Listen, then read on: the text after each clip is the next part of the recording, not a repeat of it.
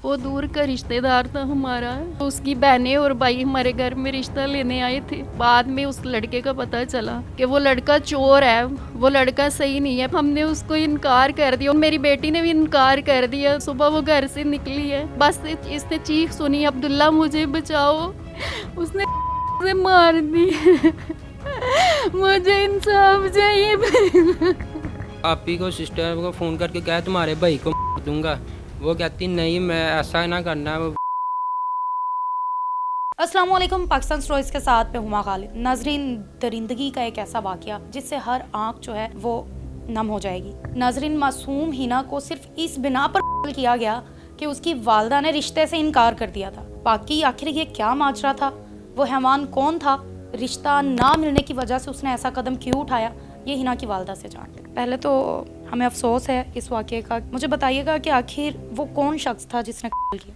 वो दूर का रिश्तेदार था हमारा। उसकी बहनें और भाई हमारे घर में रिश्ता लेने आए थे। हमने कहा अच्छा ठीक है, करना ही है ना। सब ने तारीफ की, ठीक है। बाद में उस लड़के का पता चला कि वो लड़का चोर है, वो लड़का सही नहीं है। पहले भी उसने किसी के साथ ऐसे ही किया हुआ है। फिर उसके बाद यानी कि हमने उसको इनकार कर दिया। उसके भाई को हमने कहा है कि ये लड़का ऐसे कर रहा है आपका भाई। उन्होंने कहा ठीक है, मैं इसको समझा दूंगा, आप टेंशन नहीं ले।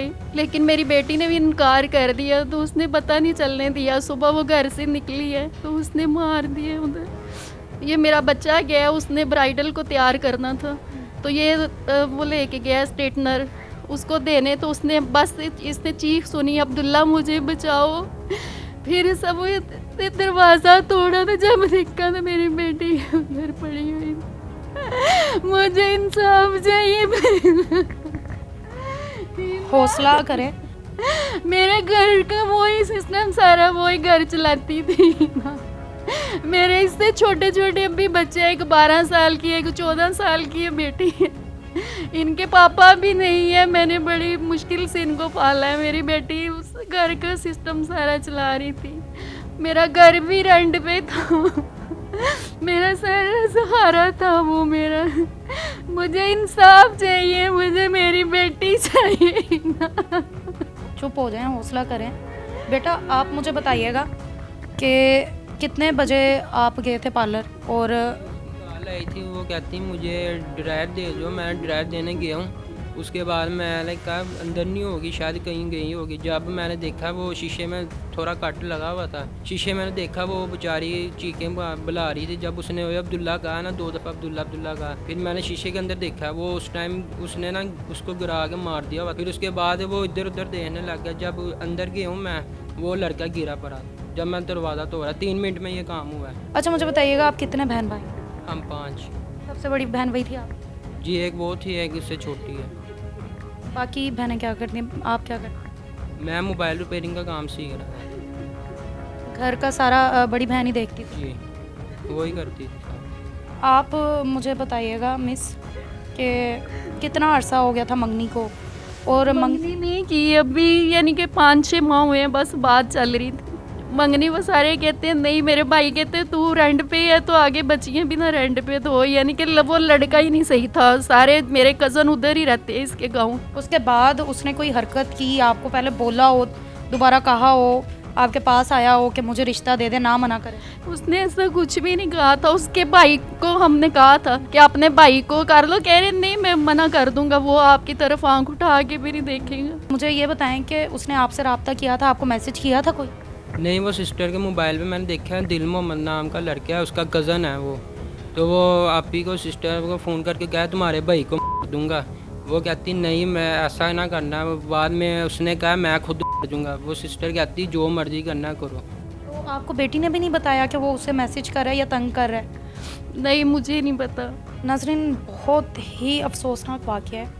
एक बहन जो अपने पूरे घर का सरपरस्त थी, अपने वालिद के बाद उसने अपने घर को संभाला, अपनी माँ का सहारा बनी, अपने छोटे बहन भाइयों का सहारा बनी, और आज वो इन सब के दरमियान नहीं है। ये कितना बड़ा नुकसान इन सब के लिए। ऐसे मुल्ज़िमों को क्या सज़ा मिलनी चाहिए? केस कहाँ तक पहुँचा है? अभी तक मुल्ज़िम पकड़ा गया है या नहीं, या वो ज़िंदा भी है या नहीं, ये इनके हम वकील से जानते हैं। सर, मुझे आखिर बताइएगा ये वाक़या है क्या?